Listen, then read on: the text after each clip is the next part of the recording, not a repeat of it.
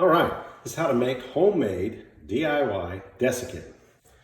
You know, to trap moisture in your totes when you store stuff or in your closet for your clothes. This is an easy way and cheap way to make desiccant.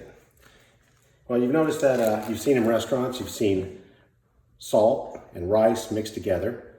The rice is in the salt to absorb the moisture that gets in the salt because the salt works as a desiccant and rice works as a desiccant, at least uncooked rice. And when you have uncooked rice and salt mixed together, they work as a super team for trapping moisture. Now, I bought this bag here at Costco. It's just regular uncooked rice. And this is kosher salt. You don't have to use kosher. You can use regular table salt. And you're just gonna make a bag like this with a 1/4 cup of salt, a 1/4 cup of uncooked rice. Okay. You're gonna shake it up pretty good, get it mixed up. Okay, you're gonna roll it up, seal it up. Then you're gonna use a push pin or a needle and poke a bunch of holes in it. Okay. Bunch of holes.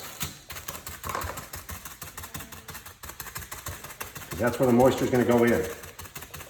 Okay, once you're done with that, you can either hang it up in your closet like this, okay, or you can put it in your storage bins out in the garage or wherever else you need to put it with clothing or electronics.